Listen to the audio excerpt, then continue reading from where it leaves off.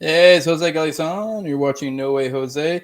You can find me on the No Way Jose YouTube channel, all the major auto podcatchers and Odyssey as well. Today, my guest is Matthew Gilman.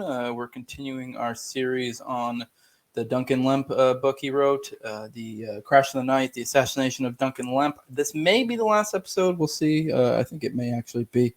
But just to remind you guys how this works, if you're watching the 22nd, you are watching the live stream. What happens is almost immediately after I will take it down and it'll put up about roughly a week or so up later publicly. So you either got to catch the live stream or you got to wait. If you want to have access in the meantime, you can Patreon at patreon.com. Just NoWayJose 2020. The lowest level is $2. The highest level is 20, and 20 is my sponsors. $2 gets you the access to it in the meantime, though. So that's that's all you really got to do. So $2. But there's different levels of 5, 10, 20. So and they all have different perks.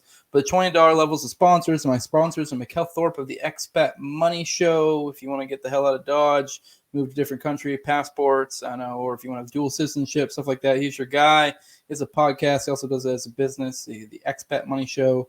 I also have Jeremy, who has an Etsy shop at etsy.com/shop/raising liberty. You can follow him on Twitter at Jeremy Rhymes. Also have Toad. He's my co-host on Tower Power Hour, so go check out that show for sure. It's mostly on Odyssey, but there's a YouTube as well. But I suggest to go on Odyssey if you can. We only keep the past few episodes up on YouTube, and then the whole all the episodes go up on Odyssey. So if you want to see any of the good stuff, like our Shoe on Head episode or multiple Dave Smiths, we've got some other big names I'm not thinking of right now, and then just some good episodes that were just us and the boys. Highly suggest checking it out. That's Toad at TPH_Toad on Twitter if you want to follow him there. Also TopLobsta, TopLobsta.com. You associate checkout for 10% off. He does my merch. He does a bunch of other shows merch. So if you want to get No Way Jose merch, that's the place to do it. I suggest doing that. He also has a lot of other good stuff in there as well that's not show merch. But yeah, let's go ahead and get Matthew and get into it. Hey, what's up, man? Not much. How you been? Good. I saw you on the Libertarian Institute the other day with Keith Knight. That was pretty dope. So if I suggest people, if you want to get what we're doing in a 30-minute condensed version, if you don't want to go or read the book, I guess that's the place to do it. So it was a good interview though. I enjoyed it. I like Keith and I like you obviously. So and I'm glad that they did that. That was cool. So you ready to get into it, man? Yeah. Yeah.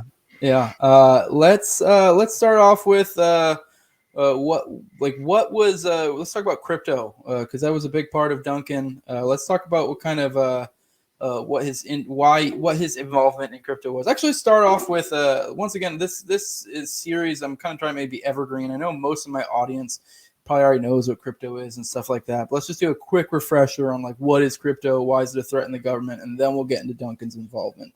Just a real crash course. Not too long because, like I said, most of my audience already knows. But you never know when new people might be showing up on this, and you never know. I mean, I'm definitely not very. I know crypto theoretically. I don't have any. I'm awful when it comes to tech stuff. I need to do that. So I mean, I guess there's probably people out there who don't. So if you don't mind, you want to do a quick kind of what is crypto, and then its kind of role in relation to the government. Yeah. You're probably more familiar with it than I am. I still don't fully grasp the idea of crypto. For me, I like having something tangible that I can hold in my hand that has value. So the idea of a digital currency doesn't really click in my head, but for whatever reason, it does for several other people. But it's a digital form of currency, especially with Bitcoin. Bitcoin seems to be the primary one, although there's also Doge and other forms of coins. There, Doge has it's like a token. The Dogecoin, the DOGE, the dollar. Yeah, like there's tokens, there's coins, there's all these different forms, and they have different. Each term has a different meaning behind it, but when it comes to cryptocurrency, they're all under that same category. But it's not created by a government or a central bank or a Federal Reserve. It's individuals outside of that system who create this currency, which develops its own value according to the people who want to use it. So the more people who want to use it, the higher the value goes. With Bitcoin, there's a set number of Bitcoin, and there's never going to be any more. Real quick, I did want to emphasize, because you brought up the other coins, that is one of the major differentiations between it and some of the other ones. I think some of the other crypto have limited as well, but some don't. A lot of people just see crypto as like all the same. A lot of them are different. Once again, like I said, I don't really have any crypto, mostly just because I'm a tech idiot. In theory, I like the concept of it. It daunts me to try to get into it tech wise. I'm kind of like an old man in that way, but theoretically, I like the concept of it. But yes, they are different. I know that's the big thing with Doge. I think they can just kind of make more. I believe, if I'm right. So that's why a lot of people are kind of like, a lot of people will trade in what's called, they call them shit coins. A lot of times, is they'll trade in them to kind of flip, kind of just to make money, more of it like an investment thing, because then they'll go up in value. But a lot of crypto people know they are in the end kind of long-term bad investments, but you can kind of make short-term games here and there. So, but didn't mean to cut you off. Go on. The other thing with Bitcoin is, because there's a finite number, there are coins that have been lost over the years. There was the case of the guy who threw away a hard drive and had his, I forget how many digits it is, but it's the passcode for his coins. Then he realized years later that this thing was worth millions of dollars now, and he actually was trying to get the dump to look in the area that his hard drive would have been at the time when it was thrown into the dump. So the more coins that disappear, the less there are, which means that the ones that are still in use have a higher value. So with Duncan, he was very interested in Bitcoin. It sounded like it was for several reasons. One was the independence of the individual to have some form of currency outside of government, to be able to purchase things without any tracking or tracing. It was digital. It was high tech. He was a very techie guy, a programmer. So you come up with some form of currency that involves what you're interested in. You're going to probably it's going to pique your interest. He did a couple interviews. They're still available on YouTube, where he was talking about Binance, which is a form of cryptocurrency trading. It's like a trading system that's online, and it's an exchange. It might be an exchange, I believe. I don't know. Yeah, that sounds familiar, but I'm not entirely sure. It's come up quite a bit with this. Was it FTX? FTX, yeah. Like, they were supposed to be an alternative to this, and obviously was kind of a bad idea for anybody who used it. But he was interested in improving Binance for crypto. The downside that I found with Bitcoin was the fact that every transaction was added to that Bitcoin. So if you bought Bitcoin, whatever it is that you bought would have every transaction used on that Bitcoin, that amount. So anybody could go back and see that, 5 years ago, so-and-so bought something online on eBay or this place or that place, or there was a transaction privately amongst two people, and you would know the information behind that. So that's security wise. I never understood that aspect of Bitcoin, because all it would take would be some type of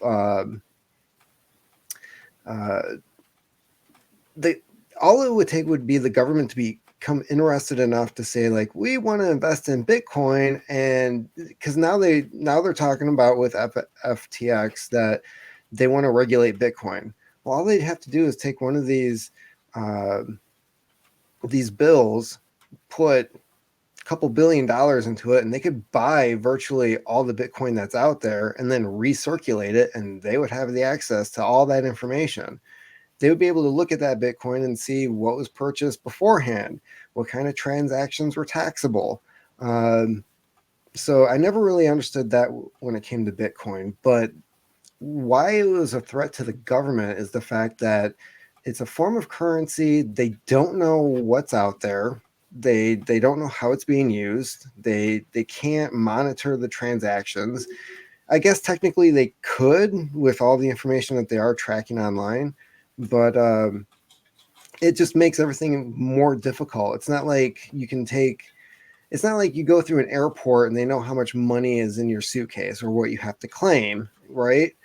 Uh, you have your cell phone, you've got your numbers, you've got an account somewhere else. I don't know exactly how it works. I'm guessing like it's not on your phone, but yeah, when it comes to Bitcoin, they have no idea like how much you have, where it's at, how you're using it. It's kind of a nightmare for them, especially when they like to control people the way that they do. Yeah, I don't know the details of how it works with the tracking. I know they can. I don't think it's particularly easy. If I recall, I believe because I think the idea of how it's tracked is there's like some sort of ledger, and I think that's more of the purpose so that they can keep track of itself in a certain way. That way, you know where all the Bitcoin is, kind of deal. But I don't think it's like super easy. I mean, yes, I think they obviously are able to track what's done where, but I don't think it's like the easiest thing. So I think it's way more difficult than just like your normal debit card transaction or some shit, so I mean, but once again, I'm no crypto guy. I would suggest people like I don't know, maybe like a Vin Armani or Sal the Agger, Sal Mayweather. There's definitely Saifa Dean, I think is one dude. There's a lot of guys who are big into crypto. If that's something you want to delve into, for our purposes, it's probably enough digging because me and you don't really know what we're talking about a whole lot. I like the idea in theory, and I did want to touch on it real quick because the big thing with like the government getting involved, I guess theoretically they could buy up a ton of Bitcoin, but I guess eventually it eventually would recirculate back to other private actors and also government actors. The big threat, as we mentioned, stuff like Doge before, is stuff like that they can manipulate, they can add, because that's the big thing. If they ever gone to Bitcoin, like even if they did try to take over the market share and just like have all of it and try to manipulate it, like they'd be trying to manipulate to destroy it, not to use it as a currency, because there's just not a feasible, because the big thing with our financial system is that they can print more money and they can manipulate the currency, and like you said, they could buy a bunch of it up and they can manipulate that way, but that's just only like one trick out of, whereas with something like a fiat currency or like a Dogecoin or something, they can manipulate it far more to their liking. So, because I mean, most people are concerned they're going to swap over to a crypto type of fiat system soon. Bitcoin doesn't really work well for that. And then I did real quick want to touch on the exchanges because FTX did go down. I don't know about Binance, so I don't know the features of Binance. I've heard of it before vaguely. So I don't want to like shit on the memory of like Duncan if he was, pushing that. I don't know the details of Binance, but I know something like FTX is the idea is it's essentially like a bank for crypto. Mm-hmm. And one of the perks of crypto is that you don't need a bank. Because it's like, I know it's not your keys, not your crypto or some shit. I forget there's some term they use, but basically the idea is you can have your own crypto and store it yourself. Like you can have your own wallet. But that's where it gets a little bit more difficult. And that's the daunting thing for me. Like I probably could go get on an exchange of some sort and it'd be a lot easier. It's a lot more user friendly. But now the issue is if you're trying to figure out the aspect of having your own like wallet and stuff, it's a little bit more difficult. And that's why all these exchanges come in. But then with that comes other issues, as we saw with FTX, where they can manipulate stuff. Also, technically, same thing with the Canadian trucker protests. That was the big reason why they were able to fuck a lot of those guys over, is because their money was held on, their crypto was held on exchanges. Whereas had it been in their own wallet, like I think they would have been able to the government might have been able to stop them from doing. I'm talking a little bit on my ass here, but I think the government would have been able to stop them from like trading crypto, but they wouldn't have been able to like keep their crypto away, kind of deal. I might be wrong. But I know the big thing with the Canadian was the fact that they were on exchanges. And so that's how they were able to be like, nope, that's not yours anymore. See ya. Like, because it kind of isn't the same concept with a bank. It's like you saw the bank runs. What was it? I forget. What was in the early 1900s or maybe mid 1900s?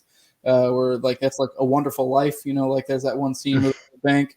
That was the thing is they were like manipulating the currency, and people came to get their lost trust in the bank, and they came to get their money out, and they're like, sorry, because it's like it's not really yours. Like you're giving it to me, giving it to this other entity, and people don't really read the dotted line or the little small text at the bottom of the little contracts or whatever.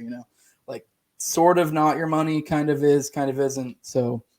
But all right, let's move on to guns. We've talked about guns a little bit before, with Duncan. Let's touch on a little bit more, kind of like the aspects, like the details of his supposed crimes in that aspect, and some other things. I don't think we really touched too much on like the ghost gun aspect as well. So Leah, let's go ahead and dig into that. Skimming through the book real quick.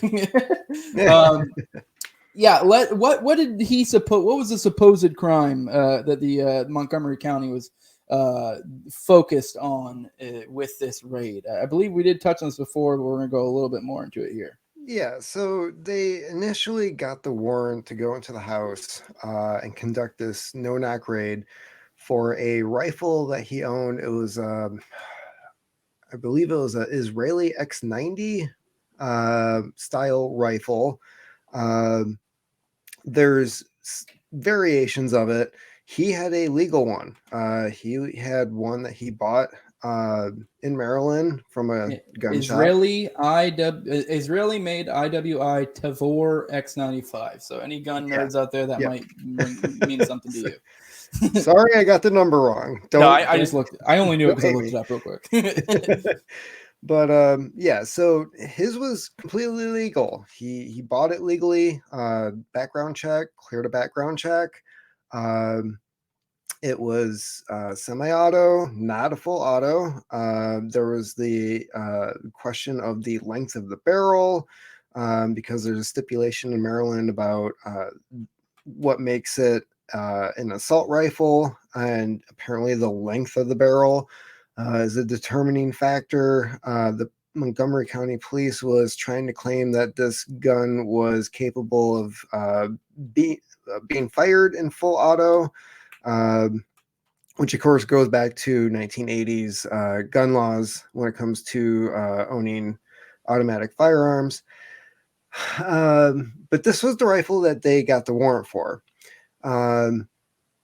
However, their investigation, even though Duncan was deceased after the raid or during the raid, their investigation continued, and they confiscated other firearms, a 3D printer, all of his computers, a notebook, 2 cell phones, and a drill press. And so with these items, they were putting together that he was planning to build 3D printed firearms and distribute them, either sell them or distribute them to other people. Of course, this was after the raid. Why they were still investigating this or coming up with reasons as to why the raid was justified doesn't make a whole heck of a lot of sense to me. It just sounds more like they're trying to cover their asses for what happened, as opposed to like saying that they had probable cause, because the rifle in question that they had the warrant for was completely legal on all accounts, other than they still claimed that he had a felony as a minor, which means in the state of Maryland he couldn't own any firearms until the age of 30. But again, he passed background checks repeatedly, over and over again, which also means if he thinks or knows that he can legally purchase these weapons, he can also legally make 3D printed firearms at home. And a ghost gun is where you print the receiver on a 3D printer, which is the one part of the weapon that will have a serial number on it, which... This is the crazy part of the police argument, is that it means that there's no record of it and there's no registry. Well, for one, a registry for firearms by the federal government is illegal. The Supreme Court already said so. There's no reason for the government to have a registry of who owns what, which is why they have the credit cards doing that for them now.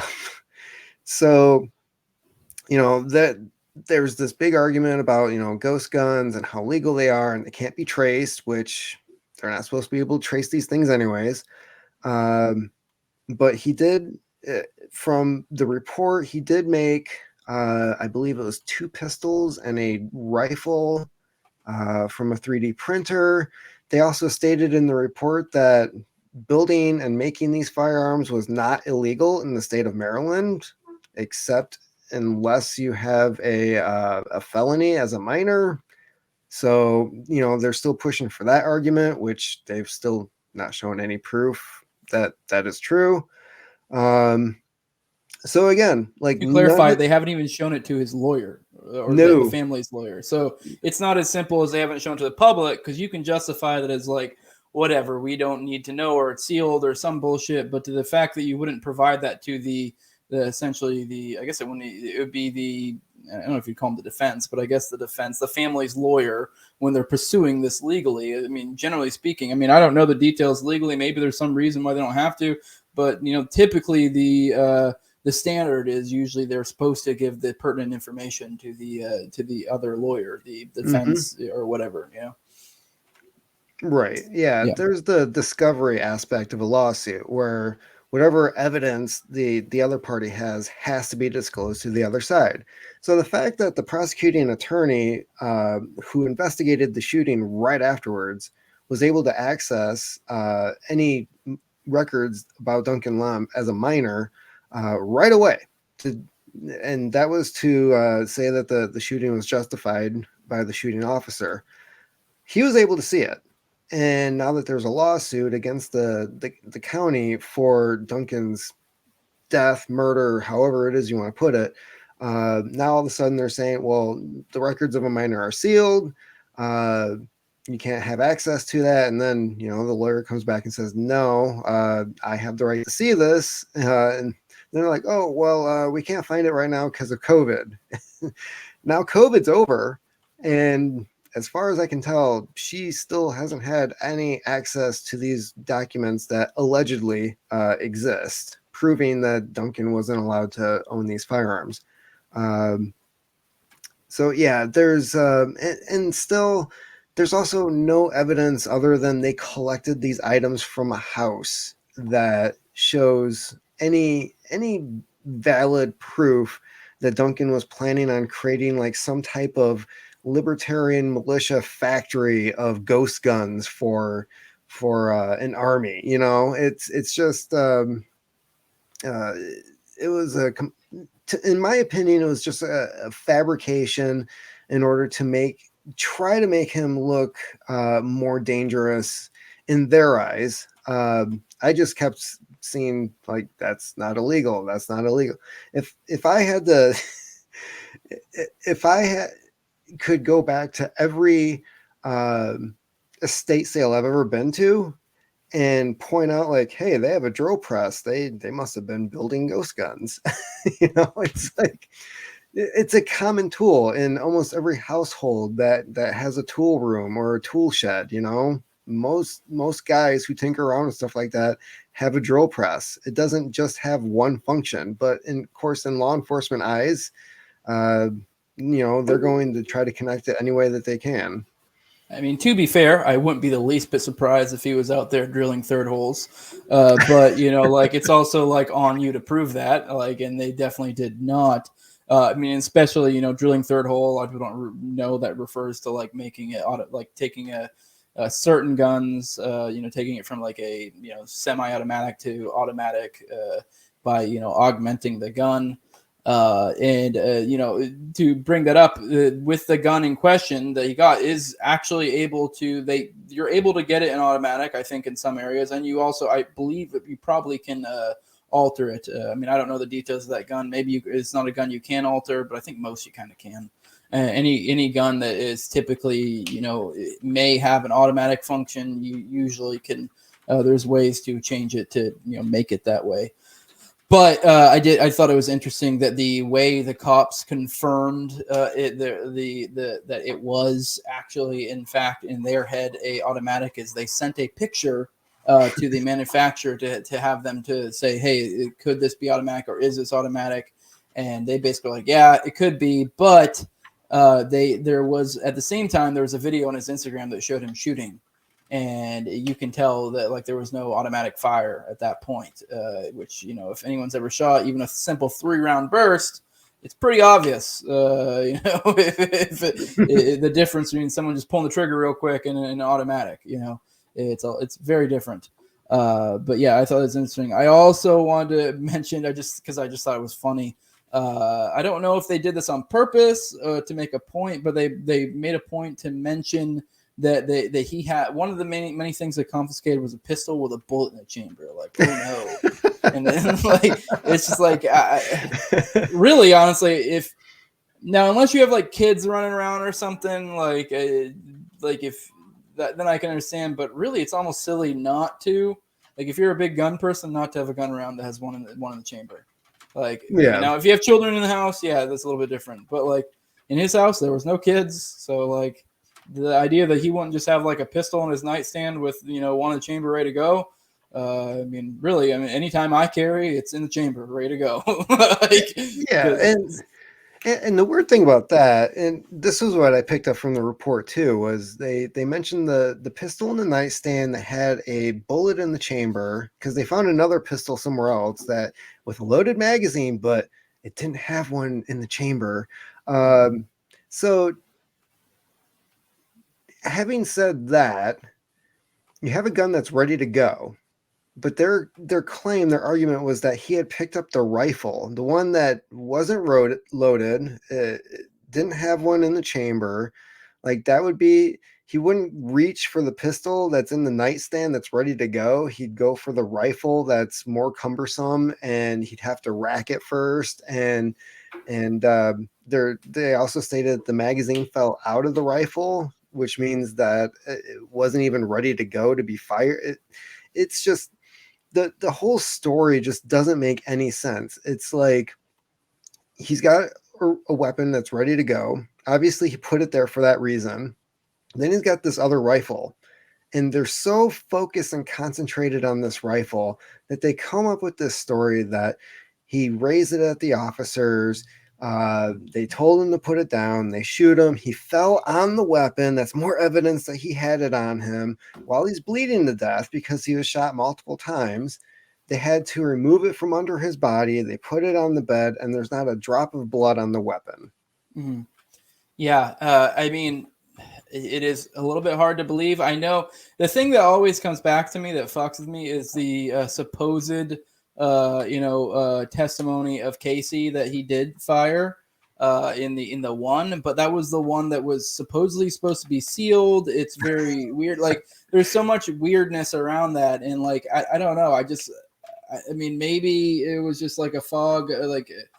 Maybe it was one of those things where they misrepresented what she said. Like, maybe it was like maybe he could have, I'm not entirely sure type thing.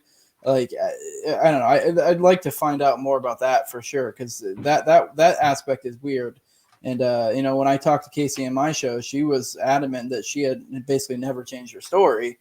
And I'm definitely not trying to call her a liar at all. If anything, I'd be more leaning towards that. Either it was they straight up lied, or it was one of those factual but not truthful type things from the government, where they're misrepresenting what she said, but technically it's true. Maybe it was, like I said, seated in like maybe I'm not entirely sure, or something like that, So that is one that really fucks with me. All right, let's move on to one of the guys you interviewed in this was Mike Dunn, and he had some stuff that came up, and this was stuff that he said was stuff that I've heard elsewhere about this, but it was never really all that confirmed, and we'll kind of get into that. But I want to kind of start out with who the hell Mike Dunn is, and then I would like you to address some of the possible Fed implications, because I do think it's important, because it to some people that may denigrate his testimony. From what I know, I don't know. It doesn't really seem. I don't know much about the guy, but the thing that people point to doesn't really seem to be that bulletproof of that, like, oh, he's a Fed. But I don't know. Yeah. And also the stuff that he says seems to be weird. That this would be like a Fed psyop that he's like pushing out to the world. Because if anything, I don't think that'd be some stuff Feds want to get out. But let's talk about him real quick, and then kind of what he revealed about what he thought Duncan was up to.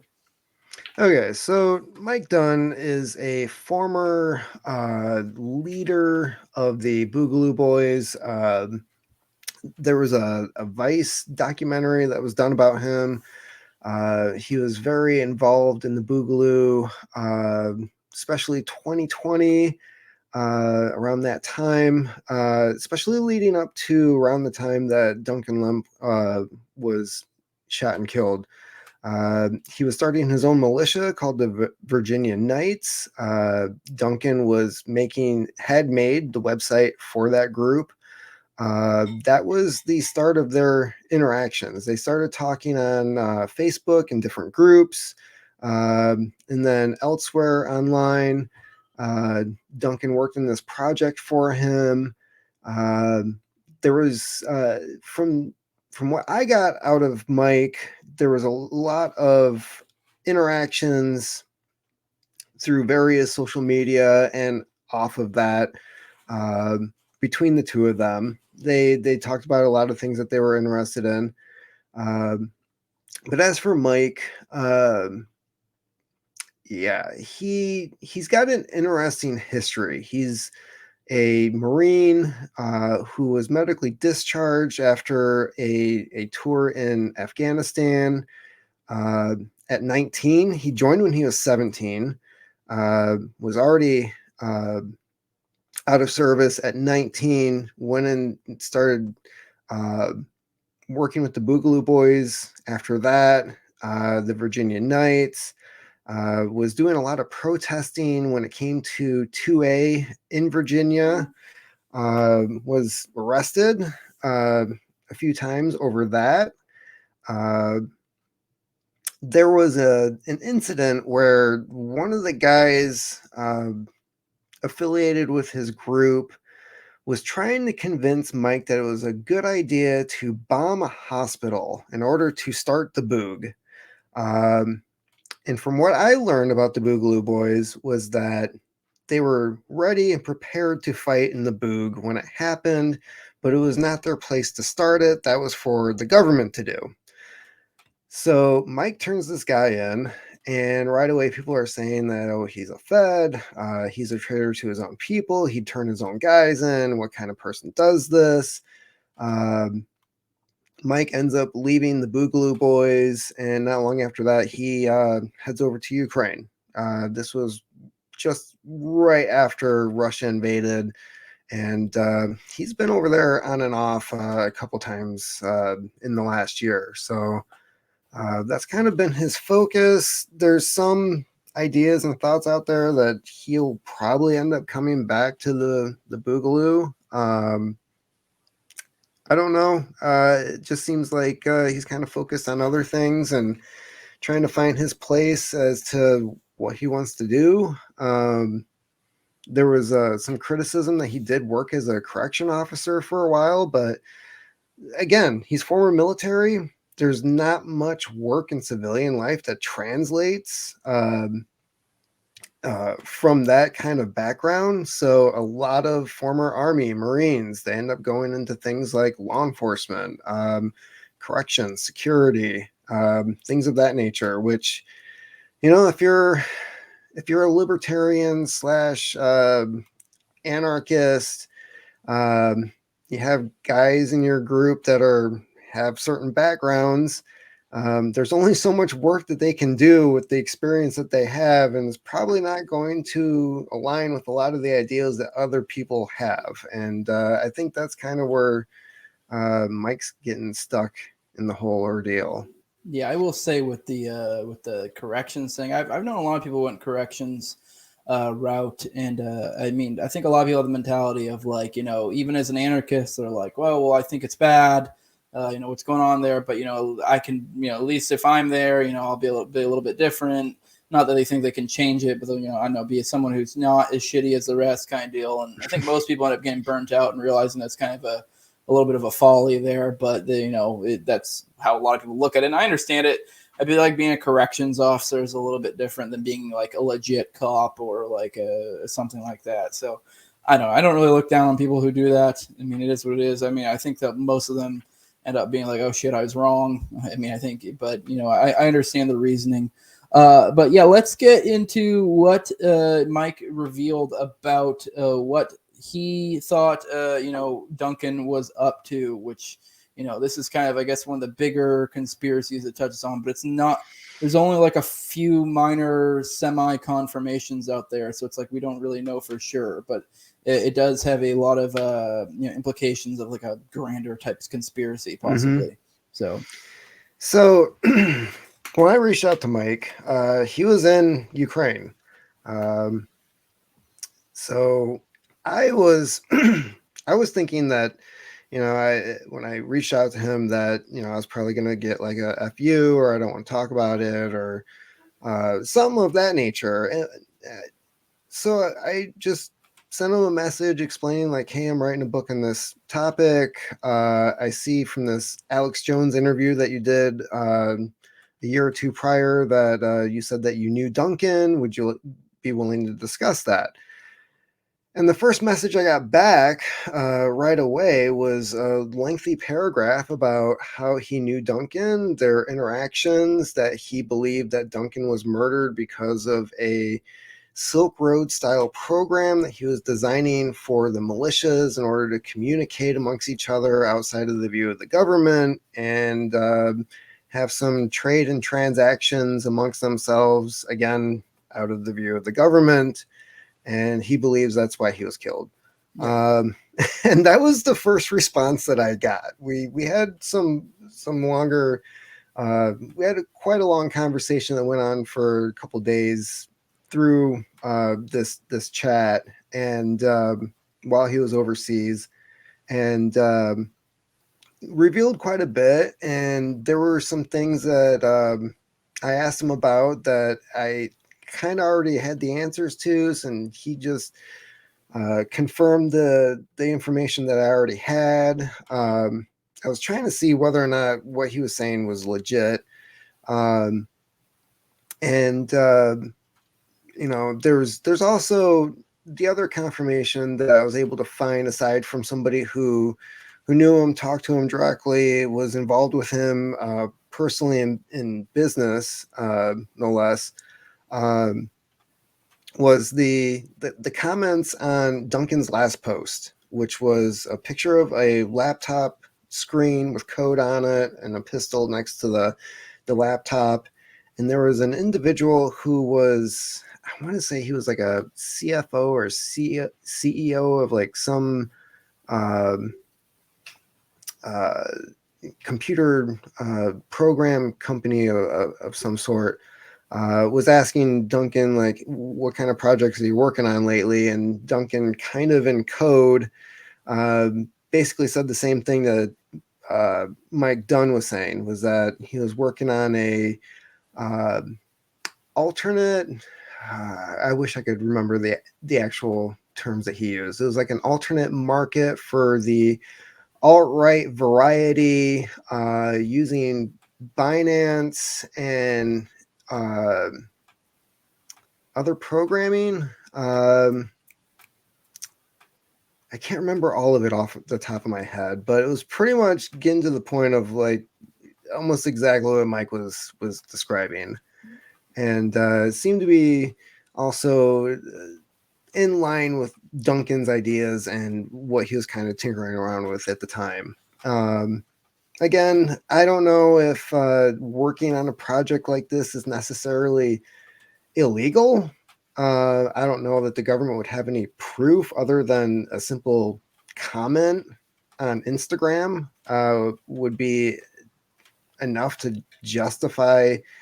I could see it starting an investigation, but going to a guy's house in the middle of the night and just shooting him over some comment where, I don't know. I kind of looked at it at first. I found it before I talked to Mike Dunn. And at first, I kind of got the impression that maybe he was just trying to impress this guy, because I looked at the other guy's Instagram account and was looking into his history, and it was like he was kind of a big deal for that industry. And if Duncan wanted to impress somebody, that'd be one way of doing it. But then again,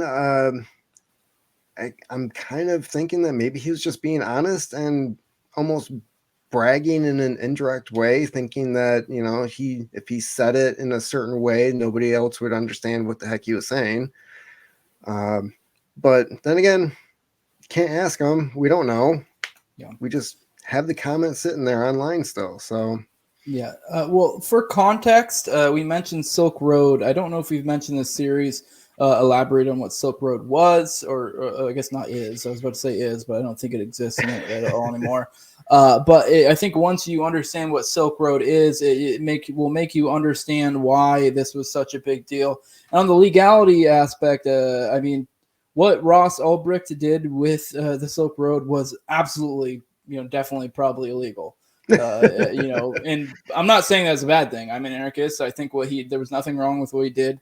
I know a lot of people think that there might have been like the big aspect of that whole thing was that, supposedly he was putting out hits on people with it. I mean, I've gone on a little bit deep dives. I've forgotten way more than I remember about it. I was never really convinced that was actually legit. It just seemed to be something the feds were trying to hem him up on so they can get him.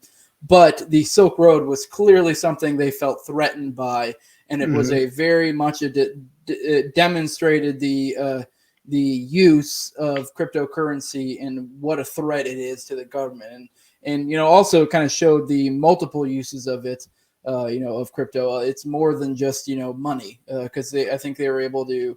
I don't know. I might be wrong. I don't know if crypto was entirely, or not crypto, but Silk Road was entirely like I think it was just Bitcoin. I think it was completely run on Bitcoin. Well, I was gonna say I didn't know if God, what's the technology Bitcoin uses? Well, I think it's crypto. No, God, I'm forgetting it. All the crypto people are probably mad at me, but there's a blockchain technology. That's one, because that's what is like essentially enables cryptocurrency, makes it basically unhackable. Is the fact that it's run off of blockchain technology, which I couldn't really explain to people right now, but I'm not entirely sure if Silk Road ran off blockchain. I don't know if what Duncan was trying to do was going to run off of blockchain as well to kind of make it, impenetrable by the government so they can't bring it down. But I'll give you a second if you can, to let people know what the Silk Road was. I think most of my audience, like I said, probably know, but maybe not. Let's go over what Silk Road is, because I think once you have that context, it'll make you understand why it's such a big deal that maybe Duncan may have been, looking into this sort of thing. So the Silk Road was a dark web internet alternative for a marketplace, but outside of the government's eye, outside of Google, a lot of the alphabet corporations and agencies. It was basically like a hidden underground website where people could use Bitcoin to trade for anything that they wanted. It was almost like an eBay marketplace, but Bitcoin was the only form of currency that was used. There wasn't any regulations as for what could be traded. It could be a classic car. It could be a ball of cocaine. People were trading drugs, among other things, on the Silk Road. But it also had other features too. Like there were chat rooms. There was a book club. And being an anarchist, some of the books that were used for the book club, their copyright, there was copyright infringement going on, including the Anarchist Cookbook. I never quite understood the whole copyright thing when it came to the Anarchist Cookbook. It seems counterintuitive, but then again, that was one of the books that was in the book club. but there was a few others where people were mad that their book was being traded for free on there. Um, but there was a lot of other features that were on this website. But Bitcoin was the primary currency. It was basically the illegal activity of like the drug trade. I believe there might have been prostitution and a few other things going on of that nature. But the guy who created it was also accused of trying to hire like 5 different hitmen or something. But then again, all those charges were dropped. So for such a serious crime that they really wanted to nail him for them to just drop the charges kind of tells me that it was just one of those things that they made up trying to get him to plea bargain, for a lower charge. But yeah, it was definitely. I remember when that happened with the investigation and the arrest and everything, and they're talking about the Silk Road and on the news, and it was definitely this was what, 2014. It was not long after like Michael Hastings and Edward Snowden. So they were like really trying to crack down on the internet at that time with a lot of the leaks and everything that were happening at that point. Yeah. One aspect of this Silk Road and what Duncan was possibly may have been getting into, I do think it's important to note one thing this would do, because he was kind of trying to make this like an organizing thing for like militia type people. One thing this would do would give them a platform that wasn't infiltrated by feds. Because maybe we've talked about this before. I've definitely talked about it on other shows. It's pretty well known. I definitely talked about on the Michigan kidnapping stuff I've done. Yeah, the special like Facebook is infiltrated through and through. It's basically hand in pocket with the government.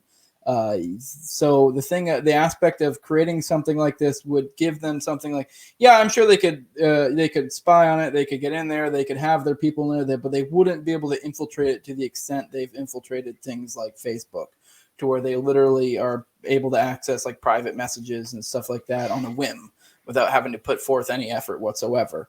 So I do think that's something interesting to note, especially considering that's one of the big downfalls of militias. They get infiltrated by feds. They don't really have a place, like that's like decentralized that they can interact in. You brought up Duncan's admissions on working in this. Wasn't there was also like an exchange with his mother that kind of implied that, right? I don't know if you recall that. I mean, it loosely implies it. Yeah, it was a series of text messages between him and his mom where, oh man, I'm trying to remember how the conversation worked out without looking at it, but she was showing concern about what was going on at home, and he kind of shifted the subject over to his guns, and she was implying that she wanted him to like have whatever it is that he was doing elsewhere outside of the house, that she didn't want the family to be implicated in what he was doing. And he did make a comment about how like they're not coming after my guns, or coming after my ideas.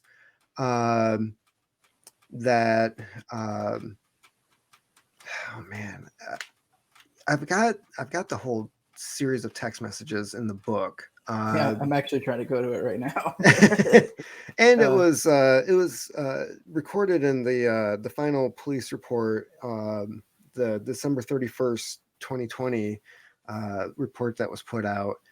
But it definitely, like, he was trying to make the conversation about something else, and his mom was really pushing it back to what she wanted to talk about. And finally, he was just like, let's discuss this at home. But yeah, she was worried about whatever it is that he was working on, that the rest of the family was going to be implicated in it.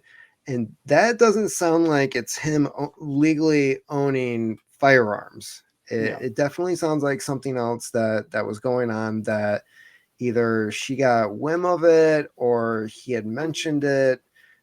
Maybe she had seen this behavior before and kind of knew that he was up to something. Who knows? But yeah, there was that conversation, and there was the other conversation about wanting to get something on the door. There's definitely a series of conversations between him and his mom about security and things going on at the house, to the point where whatever it is that he was working on, she wanted it to be somewhere else. He wanted more security, and both of their concerns were definitely merited with what had happened in the end. Oh, for sure. One other thing that I do think implies this is the aspect of the cop's search. I think you know what I'm getting at. Kind of the all the things they went through, how the extent to which they tore apart everything. I'll let you go. I think, yeah, I'm sure you know what I'm getting at. Mm-hmm. But yeah. Okay, so the raid takes place. Duncan is shot. He's on the floor, bleeding to death. The police go through the house. They secure the rest of the family members, handcuffing them, making sure they can't go anywhere, destroy any evidence. And even though the warrant was for this rifle, um, it only stated the rifle. It didn't say anything else about any other kind of investigations going on. They proceeded to tear apart Casey Robinson's car. They took her laptop, her cell phone. They took Duncan's laptop, notebook, cell phone, 3D printer, a drill press, all of his firearms, the bulletproof vest, the ammo that he had.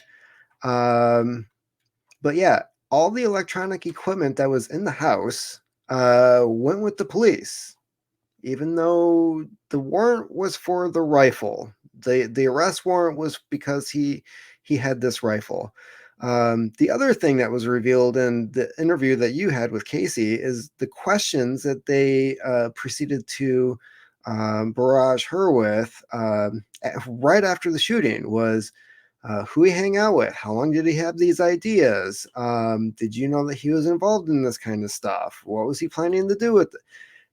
None of it had anything to do with the fact that he had allegedly a felony as a minor or was in possession of a rifle they believed to be illegal. It all had to do with domestic terrorism bullshit. So the justification for the warrant was complete BS to begin with. This is where I would get into the confidential source that originally contacted the Montgomery County Sheriff's Department, which I believe to be the Department of Homeland Security. They were the only alphabet agency that was really focusing on this at the time. The FBI is now doing it, but this came post January 6th. As one agent recently put it, they have more agents looking for domestic terrorists than actually exist. That was a comment that came out a couple weeks ago, because the Biden administration has this number of terrorists that they want found, and the FBI is like, we can't give you what doesn't exist. But Department of Homeland Security, through statements by the head Mayorkas, um, he himself has stated that for the last couple of years, they've solely focused on domestic terrorism, or domestic violent extremists, is what they like to call them, DVEs, where they create these files. They go through all these different websites to find out what different accounts that they have. They look at the activity, the comments, who they're connected with. And so there's this whole web that they have created where they just open files on individuals that leads to other people. They open files on them, And then when there's a bit of information where they think that they have enough to send to state, county, or local police departments, they forward it to them. And they say, this is what we have. We'd like you to investigate. If possible, they'll give suggestions as to how they can get a warrant with the information that they have, even though it was all collected without a warrant. All the information that's handed off to these police departments is completely illegal. That's why when they do arrest people, the first thing that they'll do is they'll grab the cell phone or any computer, and then because of the raid, they'll get a warrant on that, collect information they already have so that they can integrate that into the report to justify the raid or the search that they just did. They even have classes on this that they do with local police departments where they say, if we give you this information, you can't use it. But once you do what we tell you to, you can then backtrack and then add that information back in because now you legally have accessed it. Yeah. And it's complete bullshit. It's been going on for years. There was a couple cases of drug dealers who ended up being released because they were able to find out through going the trial, because usually they like to have these plea bargains. Well, then you go to trial, then you are able to access the information that the police had on you in order to have your build your case, your defense. And then all of a sudden it's revealed, like, you got this information illegally, like you had no business being in my house. And next, all the charges are dropped and they're found not guilty. And so this stuff has been coming out. They don't like the fact that it's being revealed or coming out, but yeah, this has been going on for a long time now, and it's only getting worse. And it's why we have so many FBI whistleblowers coming out now. Yeah, it is kind of crazy. You look at Duncan, and when you kill someone, you don't have that hazard of it going to trial and things coming out. Now, when you have something like the Michigan thing, the Michigan kidnapping thing, and those guys actually said, "Fuck you, we're not taking plea deals." I think 2 of them took plea deals, but there were a bunch of them, and most of them didn't. And surprisingly, a few of them actually got off. And a lot of people, if you're standard normie, would probably be like, oh, well, only 2 of them got off and the rest got convicted guilty of this and that. We'll see that as proof that they did it. But, if anything, it's actually the opposite. The fact that 2 of them got off, I actually think that more heavily implies it was complete bullshit, because of the fact that, like, if you look at the conviction rates of these things, it's super high. But the fact they actually took it and didn't take the plea deal like most people do, it's more stuff got to come out and more stuff got revealed in discovery that, makes it look like, whoa, what the hell is going on here? Which likely would have been the case with Duncan as well. I believe we did touch on this aspect a little bit in the last episode, the fact that the feds will do this, and then you have to backtrack and get your stuff later. So all you got to do is have that one original thing that's decent enough to get the warrant, and then you can just find it later. I believe you also said in your book too that they did an electronic sweep of some sort where they were looking for electronics all through the house. Which maybe I'm wrong. I could have swore I remember you said something like that in the book. Maybe I'm wrong. I think maybe I'm wrong. I might have read that wrong. But I was gonna. All right, I think I might be wrong, judging by the look on my face. I could skim through the book. They did search through the house. One thing I pointed out was before EMTs were even allowed in the house, the police were searching the house for all the evidence that they were trying to collect before they even allowed anybody to try to help Duncan. They were more concerned about securing all the evidence that they were looking for. They're more concerned about that than they were helping the person that they had just shot. So I felt like that kind of showed the importance of what it is that they were going after. Like, I don't even think necessarily, looking back on it, that it was Duncan that they were really after. I think it was the information that he might have had, especially with the groups that he was working with, because he built websites for the Virginia Knights, the Boogaloo Boys, what was it, the State of Appalachia. That was another militia group that he had worked with, and those are the ones I was able to find. I don't know what other websites he worked on. All the ones that he built are gone now. They don't exist anymore.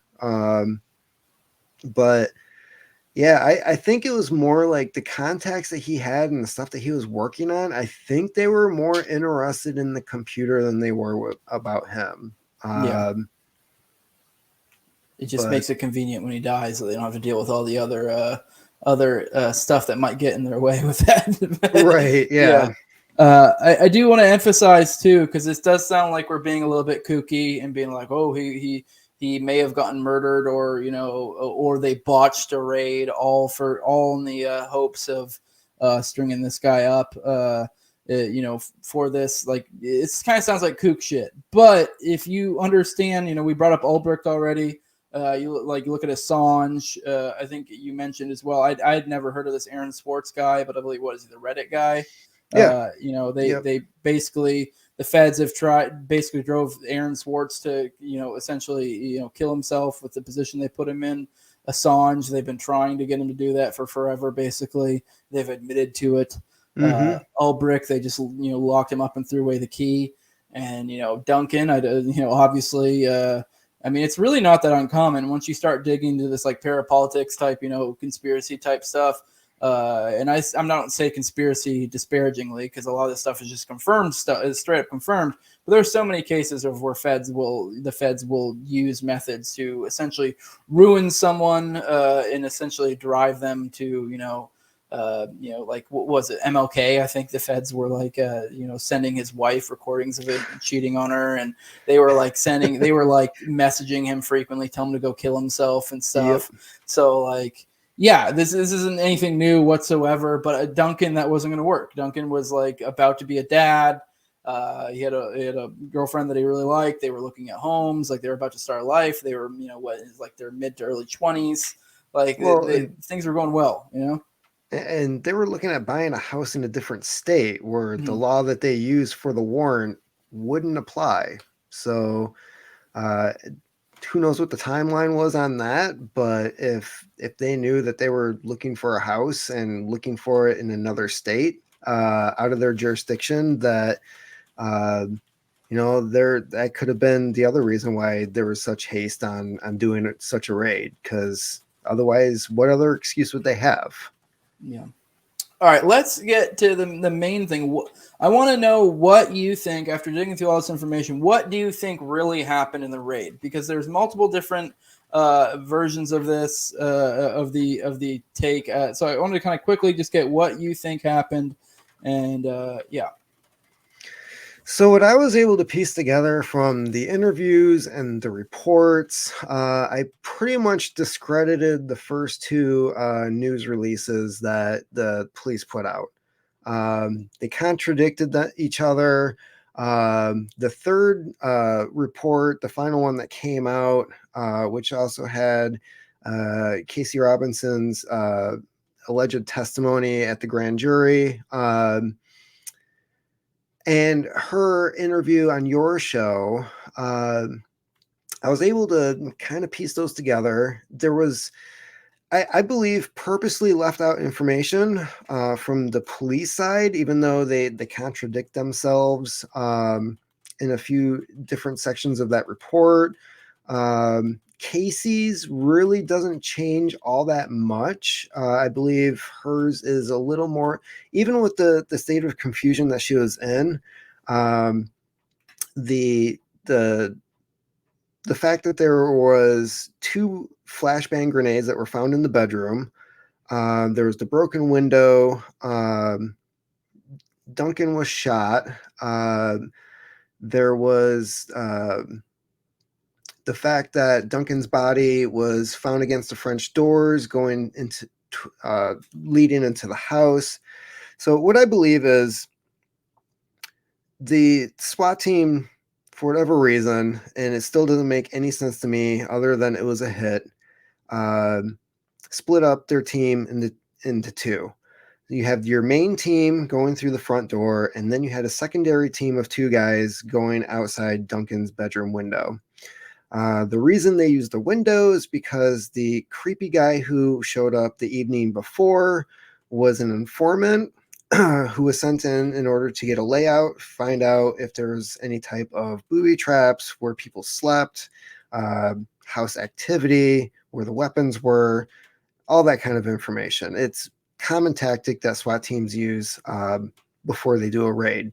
And the closer that they can get somebody in to the time that they're going to do the raid, the better, because the information is more accurate and it's less likely to change.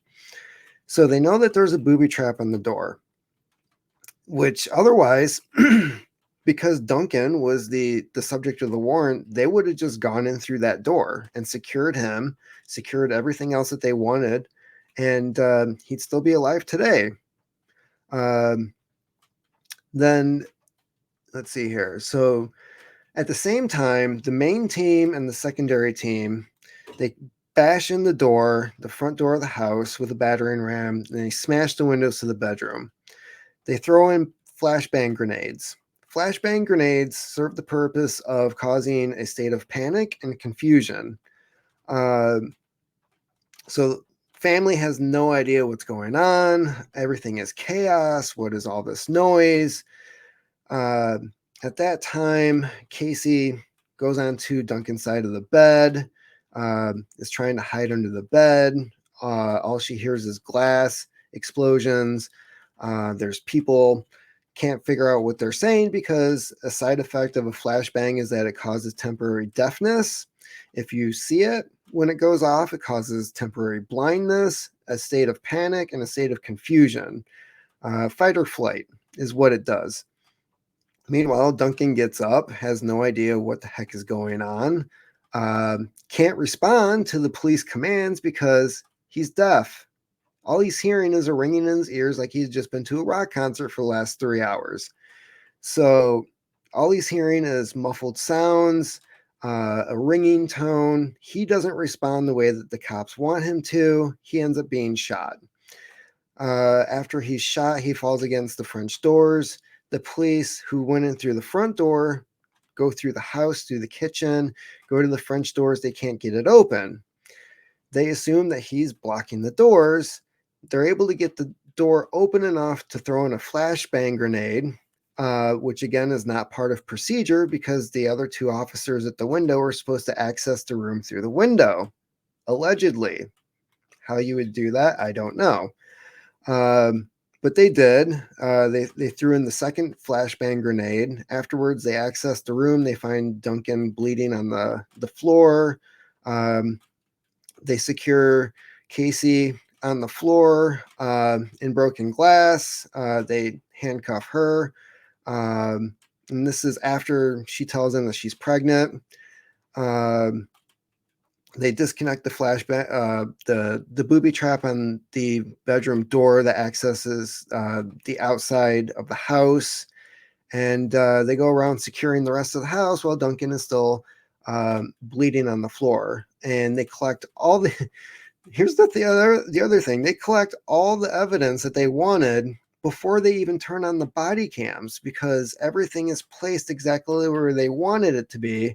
When the officer went through and made 3 videos recording what the house looked like. But I believe from what I saw in the videos and all the interviews that's like the summary of what happened that night. But the thing with the police report is they completely leave out the fact that a flashbang grenade causes deafness. And their main excuse for shooting Duncan is he refused to follow commands of an officer. And the other thing is when you use weapons like this, and it is a weapon, a flashbang is a weapon. They tried to make this argument after Waco that a flashbang was like a harmless thing. But they know what it is. They know what it's capable of doing. If you were to pull the pin and just hold it in your hand, you're not going to have a good day. They know what the side effects are. And as somebody who went to school for law enforcement for a short period of time, you're required to experience these things before you use them. So you know what the side effects are. Like you can't use pepper spray. You're not allowed to carry pepper spray for most law enforcement departments unless you have it used on yourself because you're less likely to use it on somebody else because you know what that experience is like. So yeah, you're required to be tasered before you can carry a taser, so you know what it's like to be tased. It's not a funny toy. So they know what being affected by a flashbang is like, and they purposely left out that side effect from the report. Yeah, a lot of people may not see it like this. They don't. I genuinely see flashbangs as essentially shooting first in a way. You essentially assaulted an individual unprovoked. I know there's a famous example a lot of people point to, which I can't remember if they killed the kid or if it was like severely, fucked up for life. But I believe that actually killed it. There was an example of a time where the cops for some reason threw in a flashbang and it landed in a crib, and I think it killed the baby, I believe. So they're basically little mini grenades. Like, so I mean, had they thrown it and say, they didn't throw it exactly they wanted to, and it landed right in the bed with him and Casey, it could have caused serious harm. And really, I mean, I know it's a little bit arbitrary, but the deafness and the blindness, I think that can kind of qualify as assault to me. Like you probably could cause some sort of lasting hearing damage from that.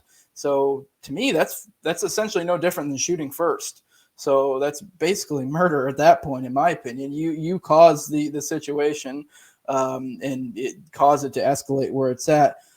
Let's wrap up. I'm gonna bring up. I just want to kind of cover quickly. I'll just do it myself, and if you have anything to add, you can. Just the aftermath of where we're at with after this. You have Casey. After the fact, she had like something like a year. She didn't have her computer. I believe they took her car. So she basically was, it completely affected her income for a long time. Obviously, she didn't have that second income of her boyfriend, who was supposed to be the father of her, who's like was the father of her child, and obviously was helping out. You have Brian that now doesn't have the Brian, Lemp, the son, who doesn't have a father anymore. You have the investigation still ongoing, or not maybe not the investigation. I mean the lawsuit. It will probably drag on for years.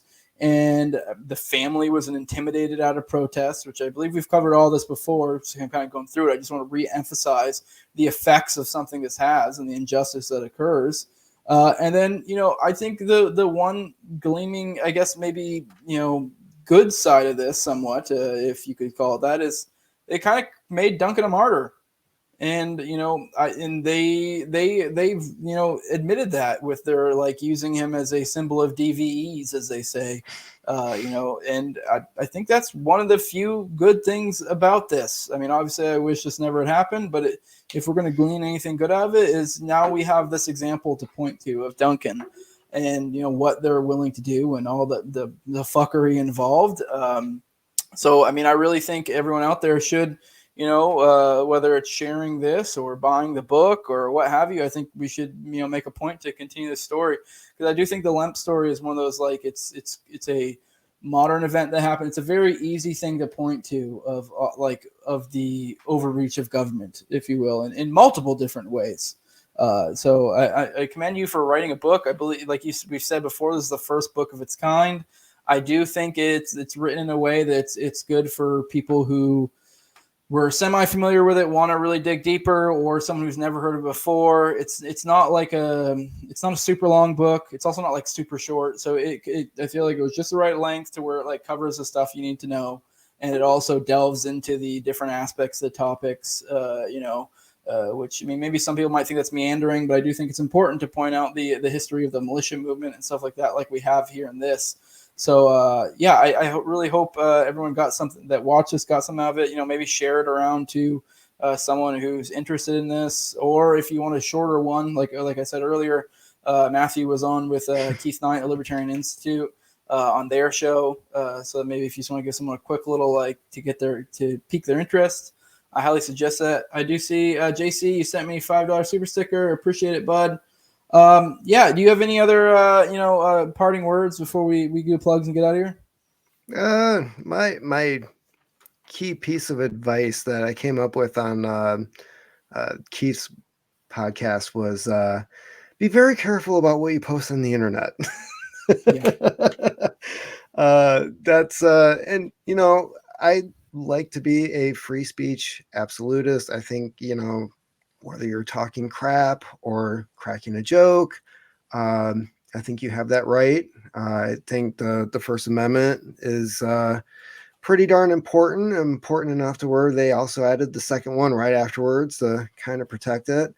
Uh, but in this day and age, when we've got these alphabet agencies that are just bored out of their mind and they can't find any bad guys anywhere else, they're now looking at home, and you say the wrong thing at the wrong place.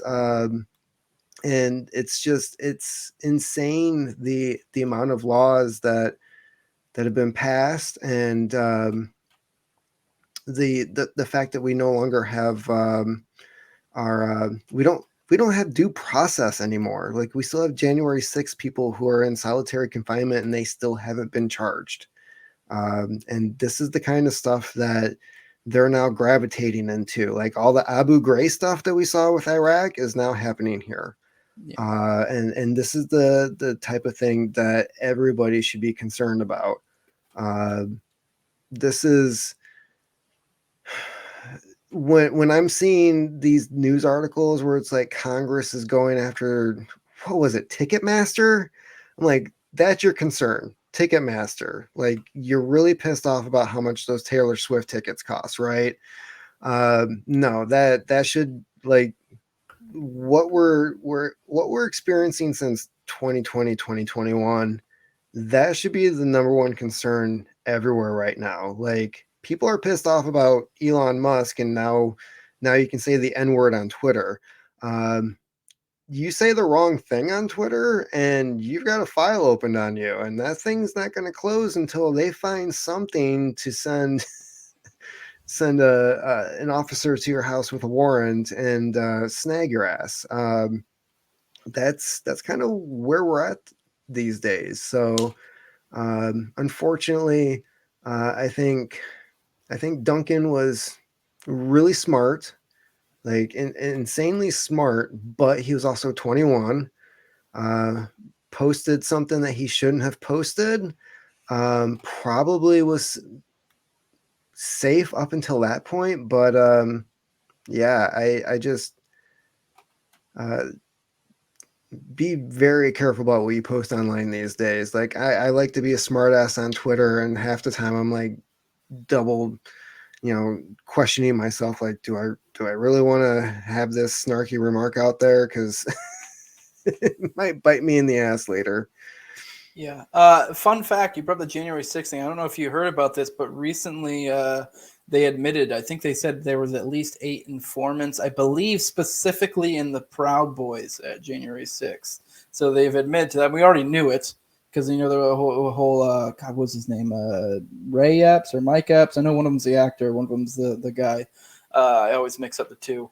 But yeah, I know everyone was pointing to that, and then they've straight up admitted to it. So it's they're backtracking. I think I might try to do an episode. I have someone I might want to talk to about that. My strike just expired on this channel, so now we can start talking about a little bit more contentious stuff like January 6th. So Ray Apps, yeah, JC just corrected me in the chat, but yeah. They it's funny how the backtracking works, and now it's just they instead of there were no informants, or we're not going to tell you about informants. Oh no, there were informants, but there's been no evidence to suggest they did anything to aggravate the situation. And if anything, their focus now is, oh well, why didn't they pass on this information to their handlers about this happening?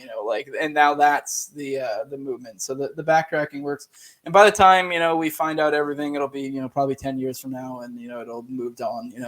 So that's how these things work. Before we get out of here, JC says, thank you for the series. Great work from the both of you. I appreciate it. You want to go and drop your plugs, Matthew? Maybe bring up your book again, and we'll get out of here. Yeah, the book is A Crash in the Night, The Assassination of Duncan Lemp. You can find it ebook format and physical hard copy on Amazon. I also have the collapseexperiment.com, the Collapse Experiment podcast. I am currently on Twitter as I'm trying to remember my handle name. I think I know it's you're the collapse experiment. I don't know what your ad is though. something like that. Yeah, I think there's like a 1 at the end or something. And you can find me at Instagram, Matthew.Gilman, over there as well. And that's about it.